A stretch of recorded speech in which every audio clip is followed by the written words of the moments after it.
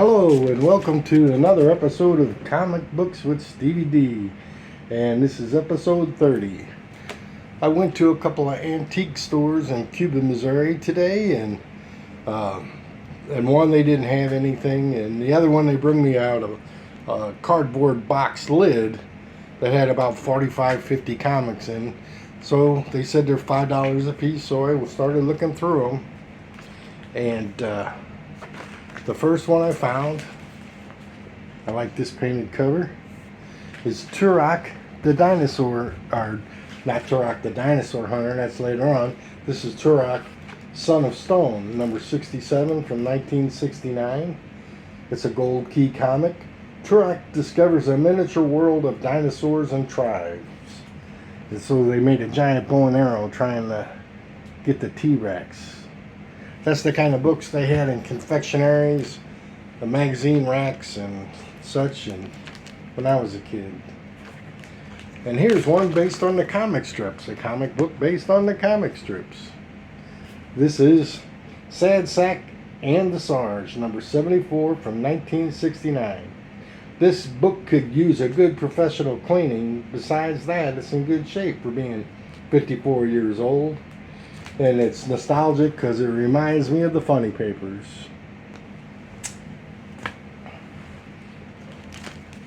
Our next book, Sergeant Fury and the Howling Commandos, number 74 from 1970. Here's a 15-cent war comic book. And that's Nick Fury, who became the leader of S.H.I.E.L.D. And I think this is the find of the week right here. I tried looking it up to see if it had any value, and I went to Mile High Comics and they didn't have any in stock, so I went to My Comic Shop or Lone Star Comic, whatever it is. They didn't have it in stock either. So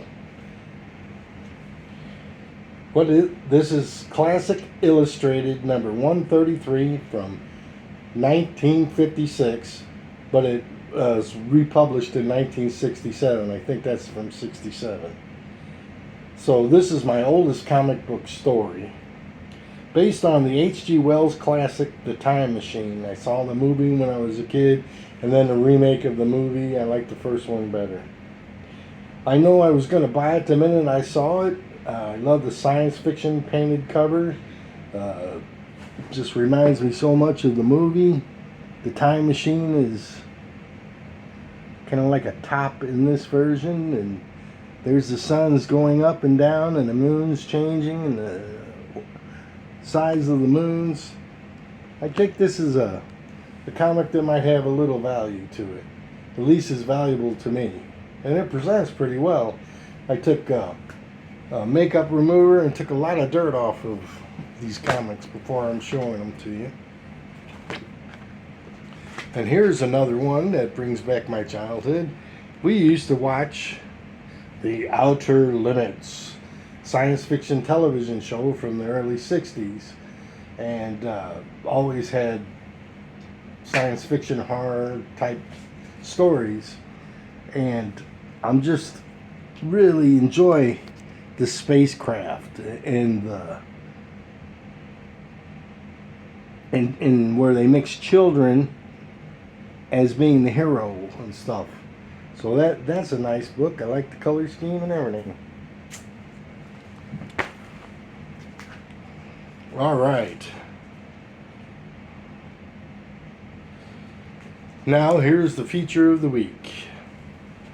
I wish I had these books, but they're out of my price range. So I have Marvel Masterworks, Captain America Volume 1. Every page is glossy. And what I'm going to show you is the first appearance of the Red Skull in the Silver Age, a Golden Age character from World War II. And here he is with Cap.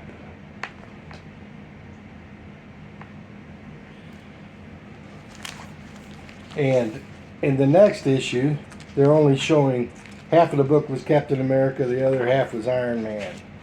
The other issue is the origin of the Red Skull. There it is right there. There's the cover. And there's the inside cover.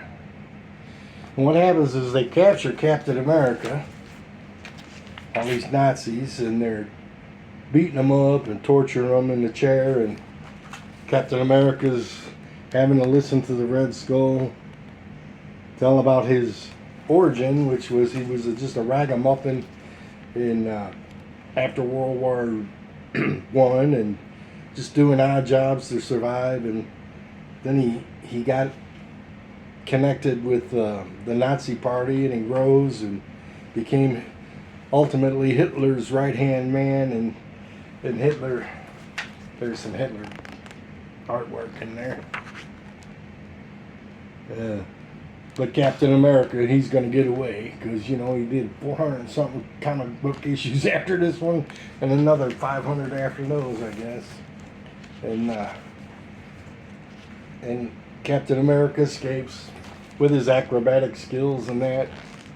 So this is a good way to get those Tales of Suspense books in this format. You know, you get a whole, there's 9 stories in here. This was $50 about 10 or 15 years ago. I don't know what they cost now. And I'm going to leave you with my oldest appearance of the Red Skull. This is Captain America 115 from 1969. He's got Captain America trapped in the Cosmic Cube, which has come around. It's kind of on the order of the Infinity Gauntlet, but I was always wondering about the Cosmic Cube, a battle between a guy wielding the Cosmic Cube. What if a guy was wielding the Cosmic Cube versus a guy that had the Infinity Gauntlet? Who would win?